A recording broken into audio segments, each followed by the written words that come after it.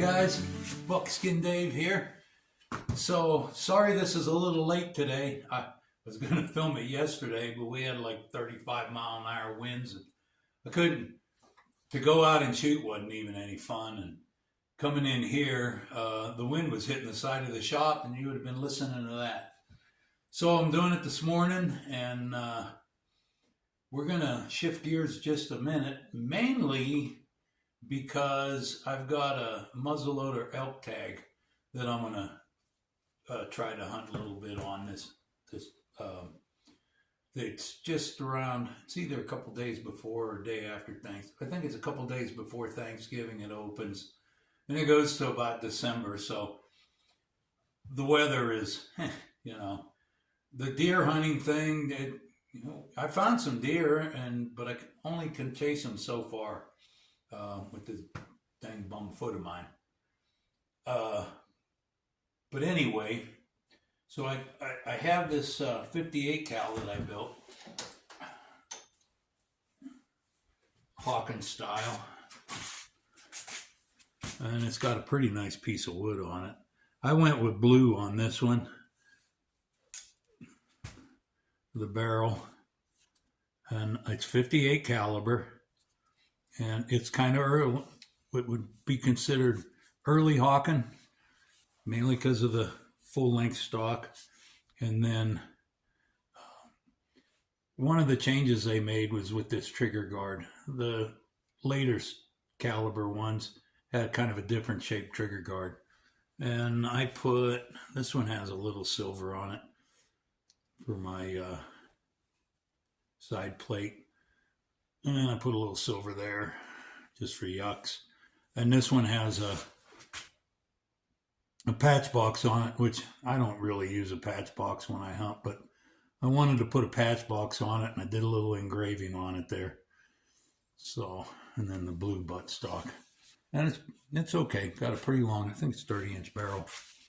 So one of the things I wanted to show you, well, let me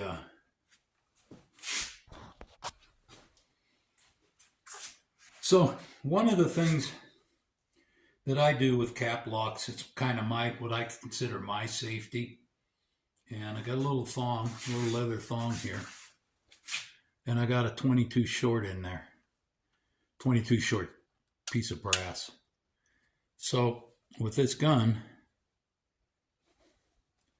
after you put your cap on, you put this piece of brass over it and then set the hammer down. And it's kind of like a safety. It can't really hit that cap.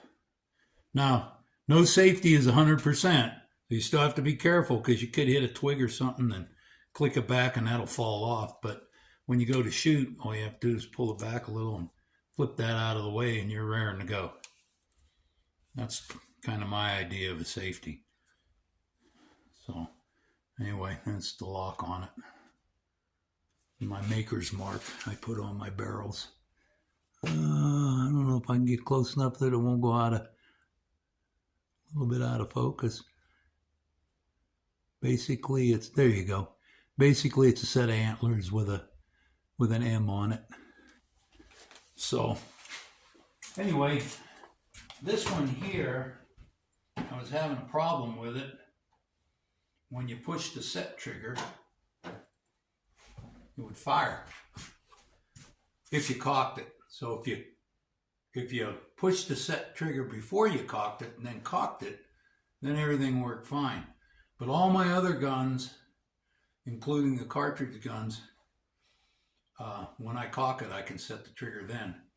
So I wanted this one to be the same, because you get used to one way of doing stuff, and next thing you know, you're sending a ball over the animal's head and scaring it off.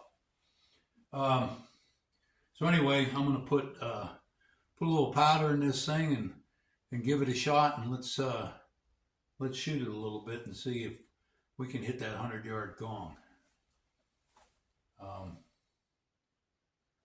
Yeah, I don't know how much of the loading process I can show you without pissing off Yahoo, but you guys kind of know, I'll kind of explain it. But anyway,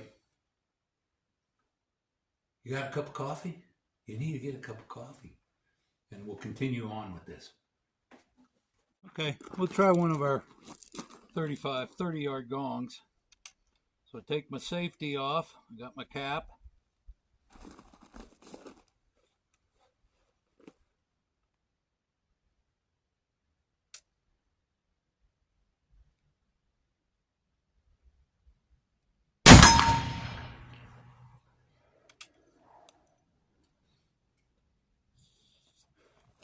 So in the old days, after you fired a shot, they used to blow down the barrel to keep the fouling soft, so when you load your next round, it's a little easier.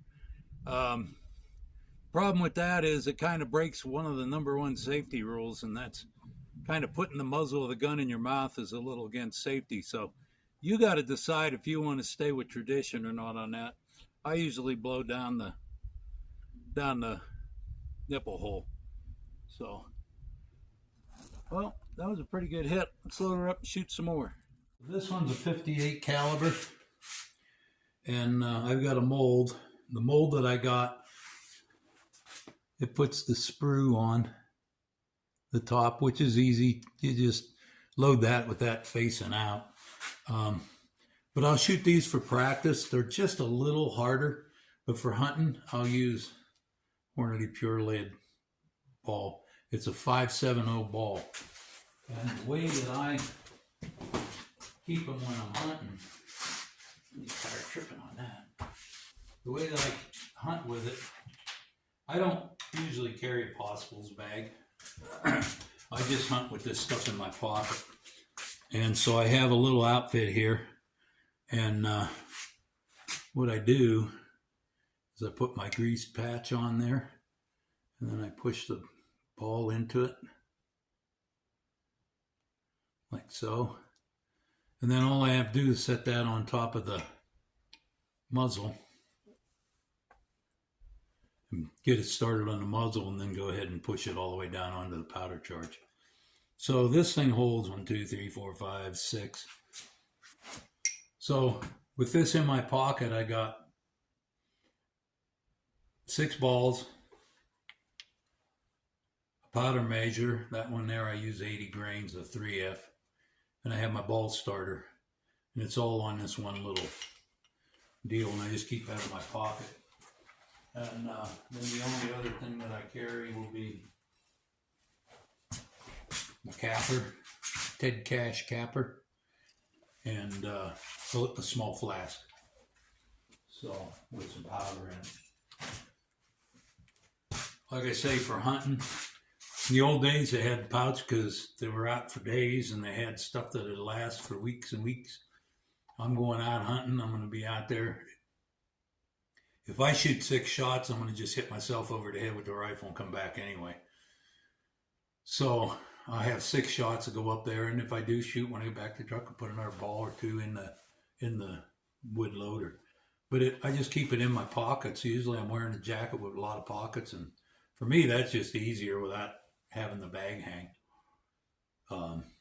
Unless you want to go out and you want to hunt traditional, then that's a whole different story.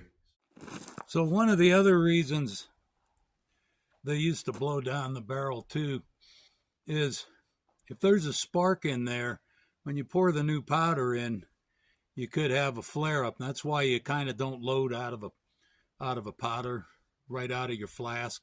You like to put it in a measure or something and dump it in. The way I figure that is if you don't want to blow down the barrel, or just wait a few minutes. If you miss that deer, the chances are a fast reload isn't going to do you any good anyway. And if you hit the deer and you want to reload, and the deer bounds off, you're going to probably want to wait a little while anyway. So just take your time reloading so you make sure that all them sparks are gone. I've never had that happen, but it is something that can happen. So, and as always, remember your eyes and ears when you're shooting black powder. Let's give her a go.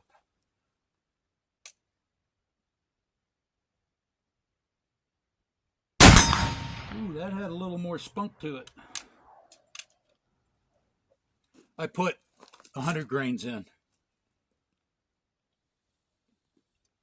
And had a little more spunk to it. Probably if I hunt with it, I use 100 grains. So they're going right where I'm putting the sights. So I guess that's good, huh? I want to shoot some more. I'm going to try that. I'm at about 75 yards. So I'm going to try that other gong I got out there. Let's see how it does.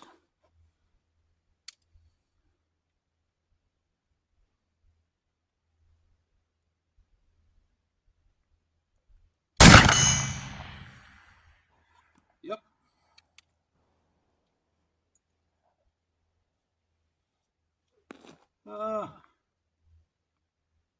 Yeah, it hit pretty.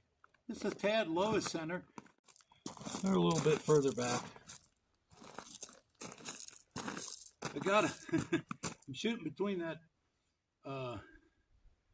building and the back house, so I got to get out here to get a clear view of the target.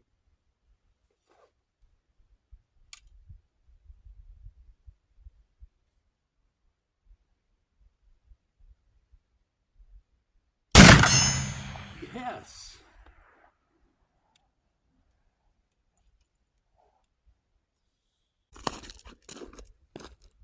Okay. Usually they're, 5-6 yards out from the muzzle. It's not windy, so they didn't blow either way.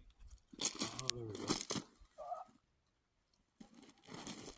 Okay, I found one. Usually you can't find them, and then you find them later, but this one doesn't look like it's burned through.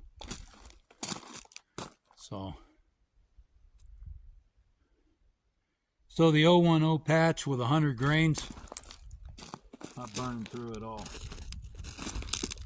Okay. What I like is the Wonder Lube. This is a jug of it. I buy the patches already lubed for hunting. I mean, if you're going to go to a rendezvous and you want to be a little more period correct or whatever, I mean, I've done everything from having the patch hang, spit on it, keep it in your mouth so it stays wet, start the ball, you cut it off, and I've done everything from that to just having regular patches and stuff. But for hunting, I'm not trying to emulate the old days. I'm like trying to utilize a muzzleloader season to go out and have some fun and maybe bag some meat. The patches, like I say, that I got, and I just keep them in an old cap container in my pocket so I can reload my loading block. And they're already pregnated with it. And let's give her another try here.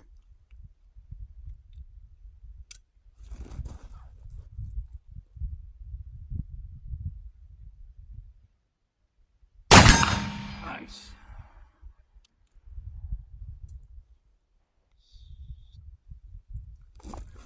Well, that's all I got for you this time.